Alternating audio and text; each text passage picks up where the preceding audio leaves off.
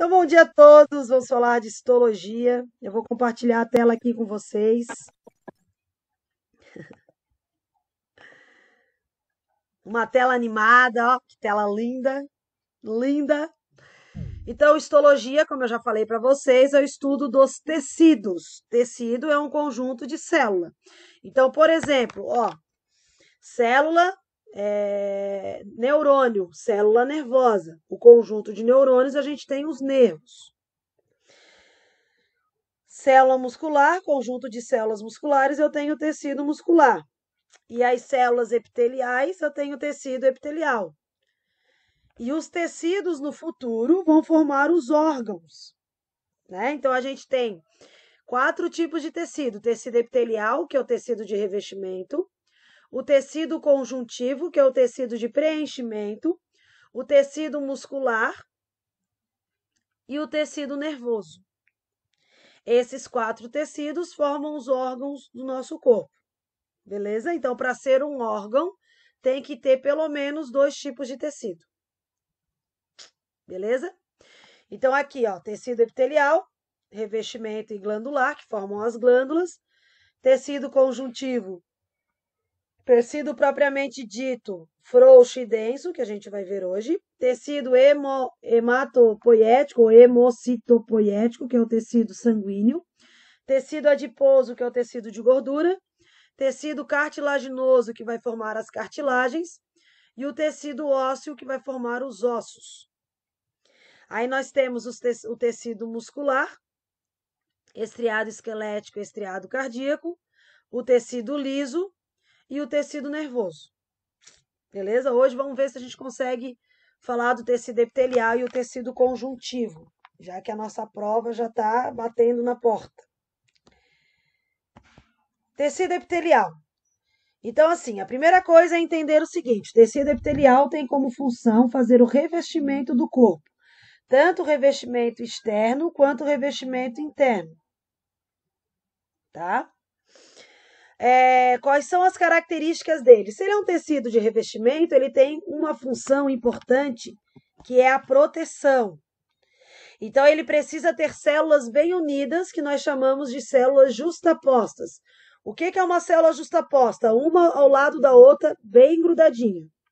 E com quase nenhuma substância entre elas. Então, a célula está grudada, não tem nada entre uma célula e a outra. Ele reveste e protege, como eu já falei, contra parasitas, contra a desidratação, que é a perda de água. Reveste o corpo externa e internamente. Sempre a gente chama revestimento interno de mucosa, que é o que está dentro da boca, dentro do nariz e dos outros buracos que eu não preciso citar, que vocês conhecem. E o revestimento externo a gente chama de serosa. Então, todos os órgãos têm revestimento externo e revestimento interno, tá? E ele tem algumas especializações entre as células, que são as microvilosidades, que vocês viram lá no primeiro ano, que são envoltórios que aumentam a área de absorção do intestino, e os plasmodesmos e os desmossomos, que aumentam a adesão entre uma célula e outra. Ok? E aí, uma coisa muito importante são os tipos de epitélios. Nós temos o epitélio uniestratificado, que é um epitélio simples, ó, tem uma célula só na camada. Então, tem 1, 2, 3, 4, 5 camadas, 5 células numa única camada, tá? E está presente em locais onde há uma grande troca entre o meio externo e interno. Então, nos vasos sanguíneos, nos ovários, no pulmão, que é onde faz a hematose, e no pericárdio, que é a superfície do coração. Então, é um epitélio simples, só tem uma camada de células, certo? Então, não é um epitélio de proteção, é um epitélio de troca. Os epitélios pluriestratificados são aqueles que vão ter várias camadas de células, dessas células aqui. Então, onde é que tem esse pluriestratificado? Geralmente, locais de proteção. Então, epiderme da pele. Então, sabe aquele calo? Aquele calo que a gente tem na mão, no pé, é um monte de de células pluriestratificadas. Na boca, a gente também, na parte interna da boca, a gente tem proteções, a gente morde, isso tudo vai formar proteção, que é o pluriestratificado. No revestimento da bexiga, do esôfago, que faz a proteção para que o alimento vá até o estômago, e também no globo ocular. Beleza? Então, esse epitélio pluriestratificado tem como função defesa. E nós temos ainda o pseudoestratificado, que tem uma única camada de célula, mas como são camadas heterogêneas, ó, tem células maiores e menores, nós temos a impressão de que ele tem mais de uma camada, mas na verdade tem um só. Tem uma camada só que aqui a gente tem uma célula pequena, aqui a gente tem uma célula grande, e como não é bem organizadinho como esse daqui, a impressão que dá é que tem várias camadas. E onde é que ele está? Ele está revestindo as traqueias e os brônquios. Esses cílios aqui são cílios de defesa, que é onde a gente vai formar o catarro, beleza? Aí nós temos o tecido epitelial glandular, que é a formação de glândulas.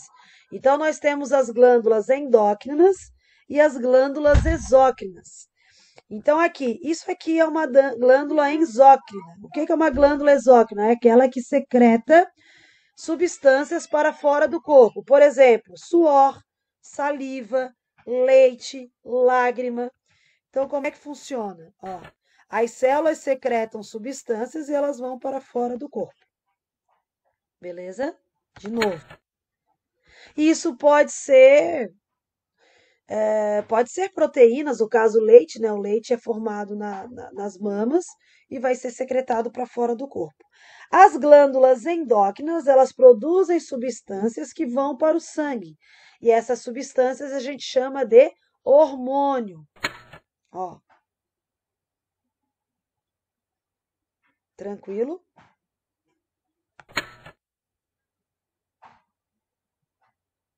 Show de bola. Glândula exócrina libera substâncias para fora do corpo, glândula endócrina libera substâncias para dentro do corpo, no sangue, que é conhecida como hormônio. Quais são as glândulas que nós temos? Nós temos as glândulas mistas, que são endócrinas e exócrinas ao mesmo tempo, que são testículo, ovário e o pâncreas. Quais são as glândulas endócrinas? O hipotálamo, a hipófise, a tireoide, a paratireoide, aí nós temos as suprarrenais, que são as adrenais.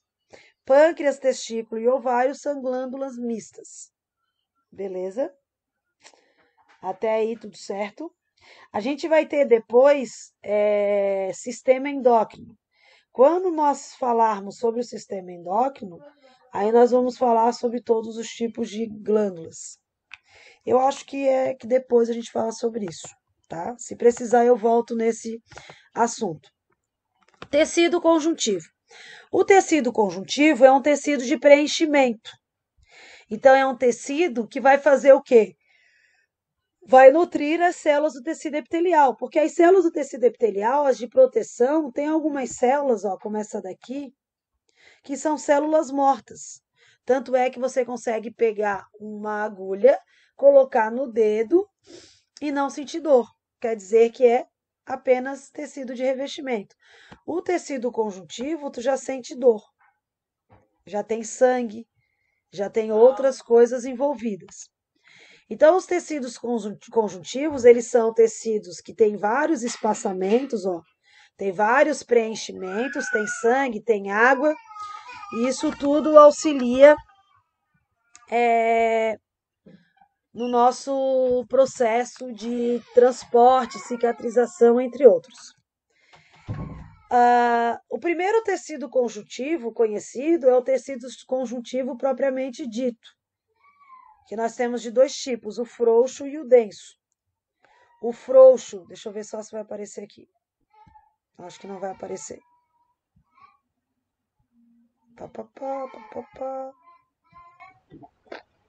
Então, vamos falar aqui. O tecido propriamente dito frouxo, ele é um tecido de preenchimento, tá? Então, o que a gente vai ter nesses tecidos? a gente vai ter o mastócito, que é uma célula que reage, que defende o corpo contra alergias, tá? E também age como anticoagulante. Então, ele faz o sangue fluir e ele defende o corpo contra reações alérgicas. Pode ser na pele, pode ser no estômago, em qualquer lugar. Os fibrócitos são células que produzem fibras. No tecido propriamente dito frouxo, não tem muitos fibrócitos, tem mais no denso. O tecido propriamente dito denso, a gente conhece o tendão. O que é um tendão? O tendão é um tecido conjuntivo que liga o músculo ao osso, beleza? E está cheio de fibrócitos. Os plasmócitos, são células do plasma, produzem anticorpos. E os macrófagos são células de defesa também. Beleza? Então, esses tecidos propriamente ditos, eles têm todas essas células e o que muda é a quantidade de fibra. O denso tem muito mais fibras do que o tecido frouxo. Beleza? Outro tipo de tecido conjuntivo, o tecido adiposo, que são as células de gordura, que estão na camada mais baixa, na hipoderme da nossa pele. Então, a gente tem as células de gordura, lembrando que célula de gordura ela não se multiplica, ela apenas aumenta e diminui. Então, quanto mais gorduras eu produzo, maior fica essa célula. Por isso que existe a... Como é que é o nome, gente? A lipoaspiração. Eu coloco uma agulha que atravessa esse tecido, tiro a gordura de dentro do tecido e essa célula diminui, dando a impressão de que a pessoa diminuiu medidas. É claro que se a pessoa continua comendo exatamente o que comia antigamente, vai engordar tudo de novo. Tecido, então, voltando aqui, é um tecido que tem como função reserva energética e também isolante térmico, porque é a gordura que faz com que nós, mamíferos e as aves, mantenham o calor dentro do corpo. Por isso que nós somos homeotérmicos. O tecido conjuntivo cartilaginoso, ele é composto por fibras colágenas, fibras reticulares e glicoproteínas, tá? Então, é um tecido que não tem sangue no meio dele. E é um tecido de rápida regeneração. E possuem células que a gente chama de condrócitos. Então, todas as células que tem condro na frente tem a ver com cartilagem. Cito célula condro da cartilagem. Então, a gente tem 3 tipos de células das cartilagens. O condroblasto, que é uma célula que dá origem ao condrócito, e o condroclasto. Condroclasto é quando eu preciso degradar essa cartilagem para formar algo maior. Quando vocês estão em fase de crescimento, precisa ter o condroclasto para degradar a cartilagem para fazer ela crescer, tá? Então, nunca esqueçam desses 3 tipos de célula. Condroblasto, blasto dá origem ao condrócito, que é uma célula madura, e o condroclasto é aquele que mata o condrócito. Quando a pessoa tem problema de perda de cartilagem, às vezes tem uma artrite ou artrose, o que a pessoa vai perdendo? Ela vai perdendo a cartilagem. E quem é que atua aí de uma maneira errada? O condroclasto, porque ela vai degradando a cartilagem e não consegue restabelecer. Aí ela vai ter que tomar medicamentos para barrar a ação dos condroclastos. As cartilagens estão presentes nas articulações, na traqueia, nos brônquios, orelhas e septo nasal. E aí a gente ainda tem os tipos de cartilagem. Tem a cartilagem hialina, que é uma cartilagem que está lá no peito dos pombos. Tem as cartilagens vertebrais, que são as cartilagens mais densas, e as cartilagens mais moles que a gente tem na orelha. Vocês têm isso tudo na apostila de vocês. Tecido conjuntivo propriamente dito, tecido conjuntivo ósseo. O ósseo ele é bem parecido com o cartilaginoso no sentido de que o tecido ósseo ele também tem células que a gente chama de osteócitos. citocélula. Também tem os osteoblastos, que são as células que formam aqui, ó, são as células de formação dos osteócitos. E também tem os osteoclastos, que são células de degradação. O tecido ósseo forma os ossos, que é um tecido, e ele é composto de fosfato de cálcio, carbonato de cálcio, que é responsável pela dureza dos ossos. Quando eu digo que dente não é osso, por que eu digo isso? Porque o dente, mesmo que ele seja composto de fosfato de cálcio e carbonato de cálcio, principalmente, o dente não se regenera. E os ossos se regeneram. Os ossos, eles têm um sistema onde tem produção também de sangue e eles se regeneram. Deixa eu só ver isso aqui. Então, osso é diferente de dente, tá? A parte orgânica é constituída por diversas fibras proteicas, especialmente as fibras colágenas, responsável pela flexibilidade dos ossos. A análise detalhada do tecido ósseo mostra um sistema de Havers, que é um sistema que mostra que os ossos não são, como é que eu vou dizer? Que eles não são maciços, que ele tem estruturas que passam por entre eles, que é o caso do sangue, até algum tipo de cartilagem e outras coisas mais. Outra coisa interessante sobre os ossos é a produção do sangue. Dentro da cabeça do osso, que é essa parte de cima, que a gente chama de epífise, ocorre a produção do tecido hematopoético ou hemocitopoético, que é o tecido sanguíneo. Então, o sangue, as células sanguíneas são produzidas na cabeça do osso, que é essa parte aqui, que é a epífise. A diáfise já tem uma formação do tecido hematopoético, do tecido linfático. E aqui, ó, é onde a gente tem mais a gordura, que é a epífise, diáfise e epífise, que é a parte de cima. O tecido hemocitopoético ou hematopoético, que eu prefiro falar, ele vai formar tanto as células do sangue, mieloide, hemácia e glóbulos brancos e plaquetas, quanto as células da linfa. Beleza? Esse é o tecido hematopoético. Então, esse tecido é formado na cabeça dos ossos. E quais são as células do tecido hematopoético ou sanguíneo, ou hemocitopoético? Nós temos os linfócitos, os glóbulos brancos, que vão formar todas as células dos leucócitos, né? Então, a gente tem o neutrófilo, eosinófilo e basófilo, cada um vai atuar diferentemente num parasita. Um ataca vírus, o outro ataca bactéria, o outro ataca vermes, protozoários. Então, se eu faço um exame de sangue, no exame de sangue aparece leucócitos e aparece o tipo de leucócito que está em maior quantidade. O linfócito e monócito daí vai ter mais a ver com alergias e outras coisas mais. E as hemácias, que no caso dos mamíferos, quando a gente nasce, a gente tem uma hemácia com núcleo, e quando a hemácia ela fica madura, ela fica sem o núcleo.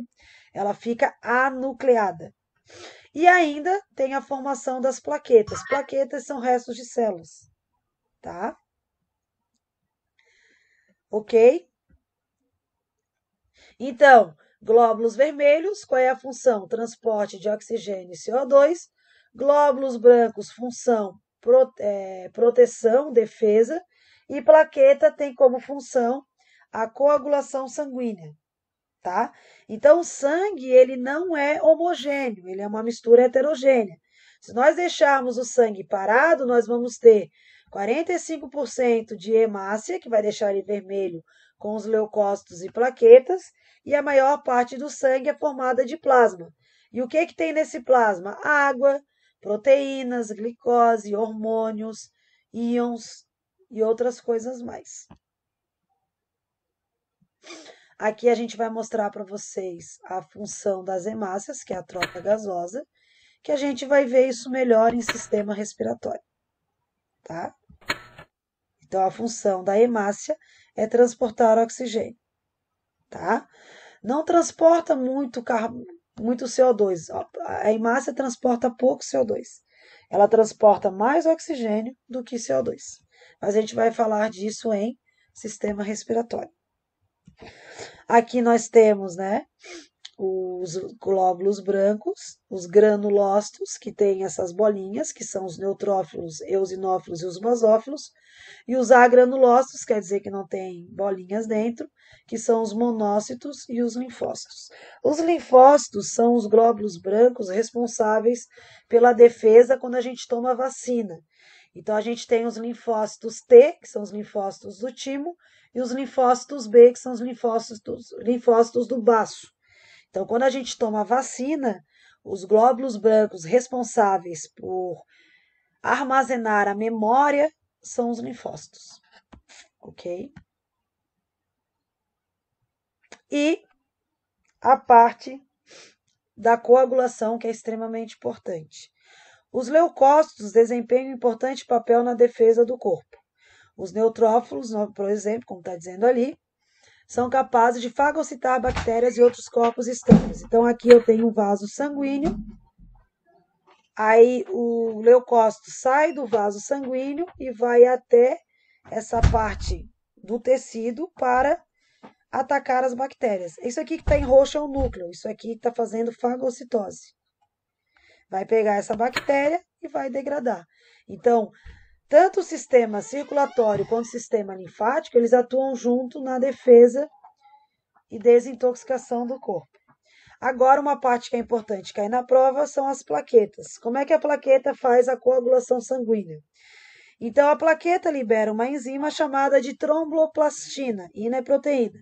Essa tromboplastina transforma a protombina do sangue em uma enzima ativa denominada trombina. A trombina, por sua vez, transforma fibrinogênio em fibrina. E a fibrina faz com que o cálcio coagule o sangue, que é o que a gente vai ver aqui. Tromboplastina estimula a prototrombina a formar a trombina. A trombina faz o fibrinogênio formar a fibrina. E aí a fibrina vai pegar toda essa hemácia e fazer a coagulação do sangue. Então, essa via aqui é importante saberem. A plaqueta forma a tromboplastina, junto com a prototrombina, estimula a trombina e o cálcio. A trombina, junto com o cálcio, pega o fibrinogênio e faz a fibrina enrolar as hemácias e coagular o sangue. Então, o sangue não fica mais líquido. O sangue fica coagulado e pastoso. Beleza? Resumidamente, tecido epitelial e tecido conjuntivo é isso.